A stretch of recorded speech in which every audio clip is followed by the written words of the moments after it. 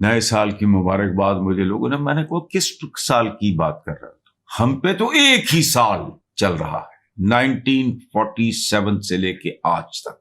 ज़रई मुल्क कहलाने वाले पाकिस्तान नए साल के दौरान भी ग़िज़ाई किल्लत का शिकार नज़र आ रहा है। हुक्मरान माशी तरक्की के ये आप जरा पढ़ें गौर से, वेरी इंपॉर्टेंट। 16 में नवाज शरीफ हुकूमत का LNG मुआहदा एक ऐसा फैसला था जिसने पाकिस्तानी मईशत की चूल्हें हिलाकर रख दी थी। बांग्लादेश और इंडिया को $6 पर गैस मिल रही। इदारे फरोख्त करते करते हालत ये पहुंच गई, शिपिंग कॉर्पोरेशन का इंतजाम भी आज नेशनल लॉजिस्टिक्स से NLC को दे दिया। तमाम इदारे फौज के हवाले करके भी ना दिफा सही ना मईशत सही, बंदूक के जोर पर कोई काम भी नहीं नजर आ रहा। ये बाखुदा बुरी तरह नाकाम।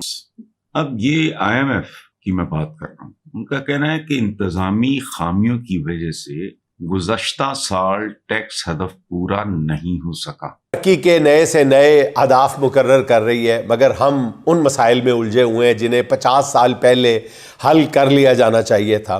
देखा होगा कि पाकिस्तान के वज़ीर आज़म से लेके नीचे तक जो लल्लू पल्लू सारे इशारे देखें, फलाना देखें, मईशत यूं हो रही है, मईशत यूं जा रही है, टेक ऑफ कर रही। What nonsense। नमस्कार दोस्तों एक साल बदल गया, 2025 से 2026 में हम आ गए और आप सभी को नए साल की बहुत बहुत शुभकामनाएं। दोस्तों सारी चीज़ें बदल रही हैं लेकिन नहीं बदल रही है तो पाकिस्तान की किस्मत।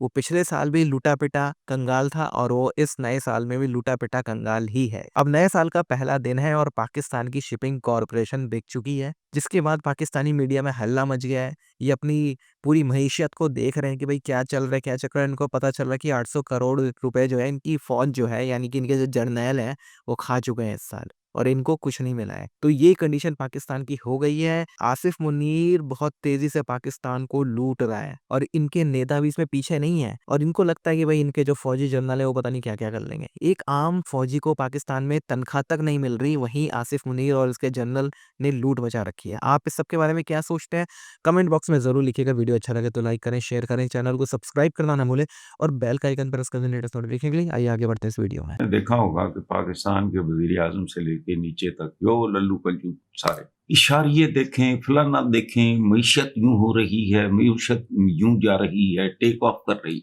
What nonsense। अब ये IMF की मैं बात कर रहा हूँ, उनका कहना है कि इंतजामी खामियों की वजह से गुज़श्ता साल टैक्स हदफ पूरा नहीं हो सका। FBR को बजट में तयशुदा टारगेट के मुकाबले 1.2 खरब रुपए कम टैक्स मिला।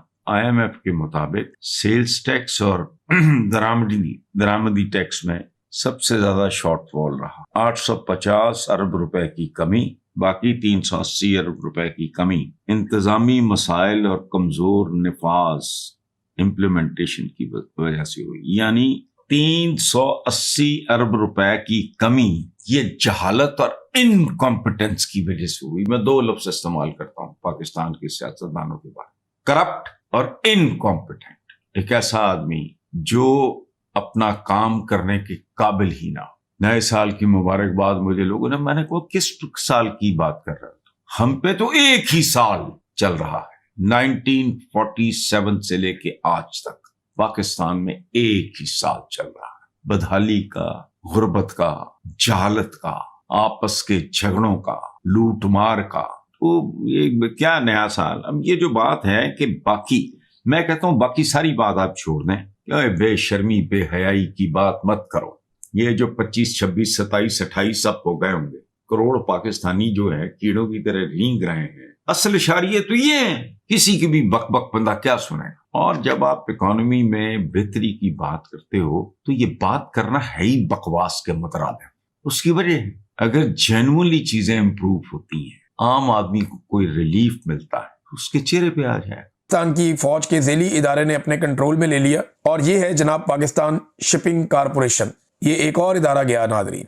पाकिस्तान शिपिंग कॉरपोरेशन का इंतजाम NLC को सौंपने का फैसला हो गया। ये जो NLC है ये फौज का एक कारोबारी इदारा है और इसने 30% शेयर्स एनएलसी के खरीद लिए थे। यानी अब हो ये रहा है कि फौज के ज़ेरे इंतजाम चलने वाले इदारे जो बहुत मुनाफे में जा रहे हैं, जिनका मुनाफा कभी कम नहीं होता क्योंकि उनका मुकाबला कोई नहीं कर सकता, उनके पास ताकत बहुत है, पॉलिसी वो बनाते हैं, हर चीज को कंट्रोल करते हैं, तो वो इदारे जो फौज के पास हैं, जो बहुत मुनाफे में जा रहे हैं, पहले ही बहुत पैसा बना रहे हैं, वो इदारे आहिस्ता आहिस्ता बाकी इदारों को भी खरीद रहे हैं। थोड़े दिन पहले फौज ने पीआईए को खरीद लिया, अब वो उनके कंट्रोल में है, अमली तौर पे तो फौज के कंट्रोल में ही है, यानी फौजी कंपनी ने खरीदा तो फौज के कंट्रोल में ही जाएगा। और अब जो है वो एक और फौज का जो इदारा है एनएलसी, उसने पाकिस्तान शिपिंग कारपोरेशन को भी खरीद लिया है या ज्यादा शेयर्स ले लिए हैं। अब उसका इंतजाम भी वही संभालेंगे। और यानी आप अंदाजा करेंगे पाकिस्तान के एक इदारे के कारोबारी इदारे आगे जो फर्दर है, यानी एक इदारा ना पाकिस्तान का फौज, उसने आगे अपने इदारे बहुत सारे कारोबारी इदारे बनाए हुए हैं। अब वो जो कारोबारी इदारे हैं वो पाकिस्तान के कौमी इदारों को खरीद रहे हैं। तो ये पाकिस्तान पे नादरीन एक तरह से कब्जा हो रहा है कि फौज के ज़ेरे कंट्रोल जो इदारे हैं वो बाकी इदारों को खरीद रहे हैं। और इसी को शायद मेरे ख्याल में शहबाज शरीफ साहब तरक्की की उड़ान कहते हैं कि एक एक करके कौम के इदारे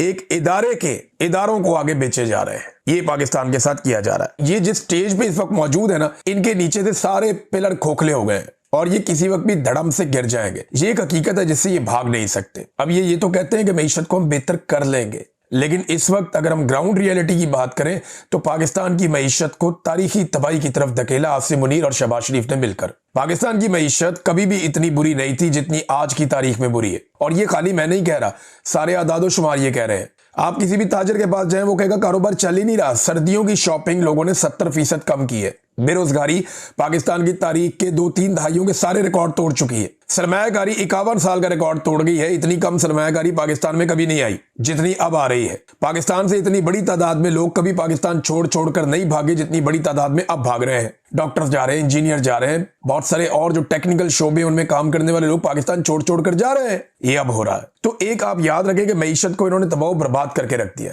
महंगाई इतनी ज्यादा कभी नहीं थी, गुर्बत इतनी ज्यादा कभी नहीं थी। 45% पाकिस्तानियों को गुर्बत की लकीर से नीचे धकेल दिया आसिम मुनीर और शहबाज शरीफ साहब ने मिलकर। अब ये मईशतदारों से कहलवाएंगे कि जनाब, और कहलवा भी रहे हैं कि जनाब आने वाले दिन में चीजें बेहतर हो जाएंगी, लेकिन होनी नहीं है क्योंकि ये गिरावट की तरफ जा रहे हैं। और अब तक इनका रिकॉर्ड बताता है कि 3 साल पहले आसिम मुनीर ने कहा था कि 1 साल में मईशत ठीक हो जाएगी।